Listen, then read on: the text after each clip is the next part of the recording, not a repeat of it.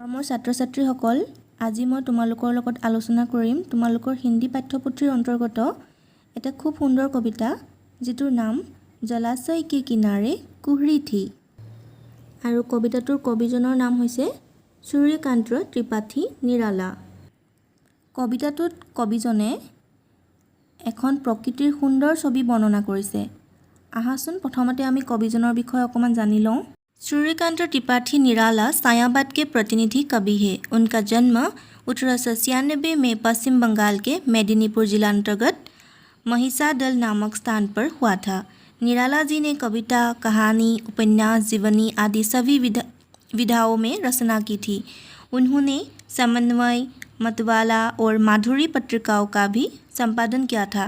उनकी प्रमुख काव्य रचनाएं हैं अनामिका, परिमल, गीतिका, तुलसीदास, बेला, कुकुरमुत्ता, नए पत्ते, अपरा आदि। 1961 में निराला जी का देहावसान हुआ। सूर्यकांत त्रिपाठी निराला सायाबाद के प्रतिनिधि कवि है।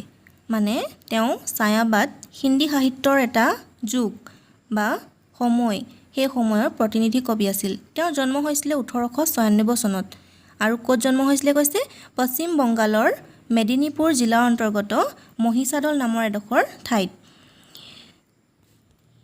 সূৰ্যকান্ত ত্ৰিপাঠী নিৰালাজীয়ে কবিতা, কাহিনী, উপন্যাস, জীৱনী আদি সকলো বিষয়তে তেওঁ ৰচনা কৰিছিলে। তেওঁ সমন্বয়, মতৱালা, মাধুৰী এইবোৰ কিতাপৰ কি কৰিছিলে সম্পাদনা কৰিছিলে। আৰু তেখেতৰ মুখ্য কাব্য ৰচনা কিছুমান আছিলে, সেইবোৰৰ নাম হৈছে অনামিকা, পৰিমল, গীতিকা, তুলসীদাস আদি। 1961 চনত নিৰালাজীৰ দেহাৱসান হৈছিলে বা তেওঁৰ মৃত্যু হৈছিলে।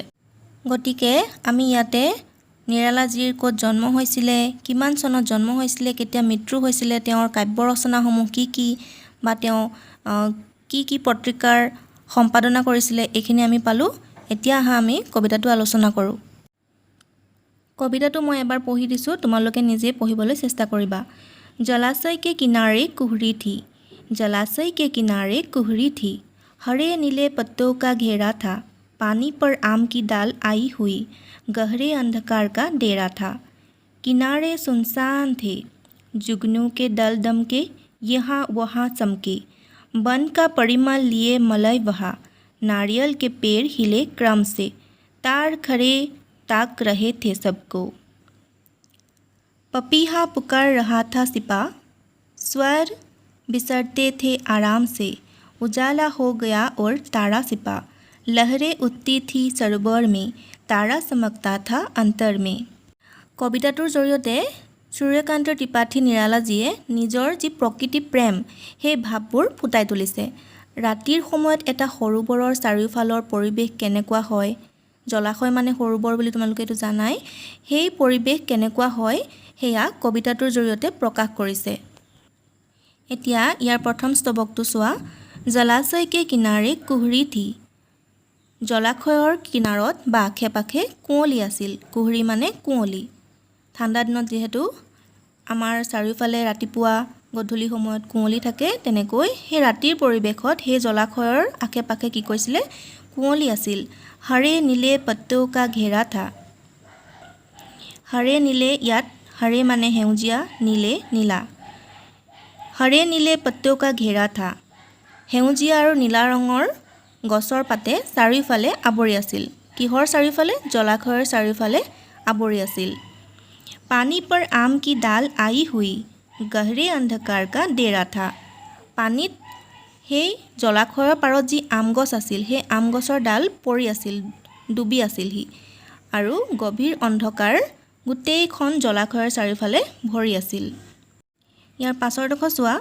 কিনাৰে সুনচান থে, জুগনু কে দল দমকে यहाँ वहाँ চমকে, জলাশয়ৰ কাষবোৰ মানে জলাশয়ৰ পাৰ একদম সুনচান হৈ আছিলে, মানে নিৰ্জন হৈ আছিলে। যেতিয়া আমি কওঁ ন নিজান হৈ আছে পৰিৱেশটো, তেনেকুৱা ধৰণে জলাশয়ৰ পাৰটো সেই সময়ত কি কৈছিলে একদম নিজান হৈ আছিলে, ঠাণ্ডা হৈ আছিলে। जुगनू के दल दमके यहाँ वहाँ चमके, जुगनू মানে জোনাকী পৰুৱা। আৰু সেই সময়ত জোনাকী পৰুৱাৰ জাকবোৰে কি কৈছিলে ঠায়ে ঠায়ে यहाँ वहाँ ঠায়ে ঠায়ে জিলিকি আছিলে। बन का परिमल लिए मलय बहा, नारियल के पेड़ हिले क्रम से, तार खड़े ताक रहे थे सबको। बन का परिमल, परिमल माने सुगंध। बन का परिमल माने बনৰ সেই জলাশয়ৰ পাৰৰ যি বন বা গছ গছনিৰে ভৰা যি বননি হেয়াৰ সুগন্ধ বতাহে লৈ আহিছিলে। নাৰিয়েল কে পেৰ হিলে ক্ৰমছে, আৰু জলাশয়ৰ পাৰত যি নাৰিকলৰ গছ আছিলে সেই বতাহজাকত লাহে লাহে হিলিবলৈ ধৰিছিলে, এটা ক্ৰমত হিলিছিলে। তাৰ খৰে তাক ৰহে থে সবকো, আৰু তাৰ খৰে থে তাক ৰহে থে সবকো মানে তাৰ পাৰত যি তাল গছ আছিলে তাল গছবোৰে একেথিৰে চাই আছিলে, সেই দৃশ্যটো মানে উপভোগ কৰি আছিলে, থৰ লাগি চাই আছিলে কৈছে ইয়াত। তাৰপিছৰডোখৰ চোৱা, পপীহা পুকাৰ ৰহা থা চিপা, স্বাৰ বিচৰতে থে আৰাম চে। পপীহা, পপীহা মানে ইয়াত কি কৈছে, পানী পিয়া চৰাইটোৰ কথা কৈছে। সেই পানী পিয়া চৰাইটোৱে ক'ৰবাত লুকাই আছিলে, লুকাই পিনে কি কৰিছিলে, সৰোবৰৰ কাষৰ কোনোবা এজোপা গছত হয়তো লুকাই আছিলে আৰু লুকাই পিনে মাতি আছিলে। আৰু চিয়াৰ মানে শিয়ালবোৰে একদম আৰামত ঘূৰি ফুৰিছিলে। ৰাতি সেই জলাশয়ৰ পাৰত আৰামত শিয়ালবোৰে ঘূৰি ফুৰিছিলে, আৰু ৰাতিৰ সেই জন্তুবোৰে কি কাৰণে ঘূৰে, খাদ্যৰ কাৰণে নহয়নে। উজালা হো গয়া অৰ তাৰা চিপা, যেতিয়াই পোহৰ হ'ল অৰ্থাৎ সূৰ্যটো উদয় হ'বৰ হ'ল তেতিয়া কি কৰিছিলে, আকাশত যি তৰা ওলাই আছিলে সেইবোৰ লগালগ নাইকিয়া হৈ গ'ল। লহৰে উঠতি থি সৰোবৰ মে, তাৰা চমকতা থা অন্তৰ মে। লহৰে যি সৰোবৰৰ পানীত যি ঢৌ উঠিছিলে, সেই পানী ঢৌবোৰ সেইটো সময়ত খুব ধুনীয়াকৈ ঢৌ উঠিছিলে। আৰু তাৰা চমকতা থা অন্তৰ মে, আৰু তৰাবোৰে তেতিয়াও উজলি আছিল। কিহত উজলি আছিল কৈছে, অন্তৰ মে, অন্তৰত। কাৰণ পোহৰ হোৱাৰ লগে লগে তৰাবোৰ লুকাই গৈছিল, কিন্তু কবিৰ মনত তেতিয়াও সেই তৰাকেইটা বা তৰাবোৰ উজলি আছিলে। এতিয়া চোৱা, মই থুলমূলকৈ আকৌ কবিতাটো মই বৰ্ণনা কৰি দিওঁ।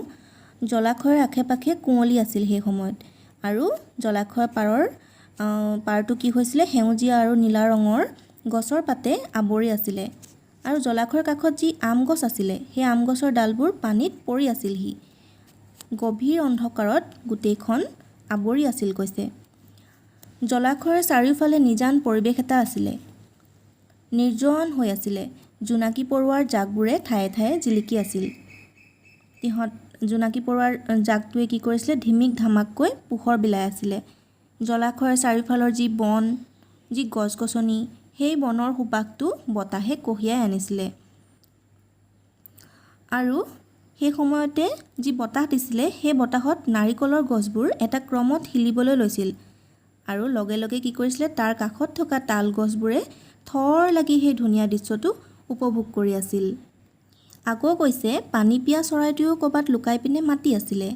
আৰু জলাশয়ৰ কাষত যি জীৱ জন্তু থাকে, ইয়াত শিয়ালৰ কথা কৈছে কবিয়ে, সেই শিয়ালবোৰে একদম আৰামত ঘূৰি ফুৰিছিলে খাদ্যৰ সন্ধানত। আকৌ যেতিয়াই পোহৰ হ'ল বা সূৰ্যটো উদয় হ'ল তেতিয়া কি কৰিছে, আকাশত যি তৰা ওলাই আছিলে সেইবোৰ সকলোবোৰ লুকাই গ'ল, আৰু সৰোবৰৰ পানীত ধুনীয়াকৈ ঢৌ উঠিছিল, কাষত বতাহ দি আছিলে। তাৰপাছত কবিয়ে কৈছে, কবিৰ মনত তেতিয়াও তৰাবোৰ উজলি আছিল, তৰাবোৰ লুকাই গৈছিল, কিন্তু হ'লেও কবিৰ মনত বা অন্তৰত তৰাবোৰ উজলি আছিল। কবিতাটোৰ জৰিয়তে কবিয়ে প্ৰকৃতিৰ যি এখন সুন্দৰ ছবি বৰ্ণনা কৰিলে, জলাশয়ৰ কাষৰ যি ধুনীয়া এটা পৰিৱেশৰ কথা দাঙি ধৰিলে। আশা কৰিলোঁ তোমালোকে সকলোৱে বুজি পালা। কবিতাটোৰ প্ৰশ্নোত্তৰসমূহ মই তোমালোকৰ লগত ইয়াৰ পিছৰ ভিডিঅ'ত আলোচনা কৰিম। সকলোৱে ভিডিঅ'টো চাই বুজিবলৈ যত্ন কৰিবা দেই।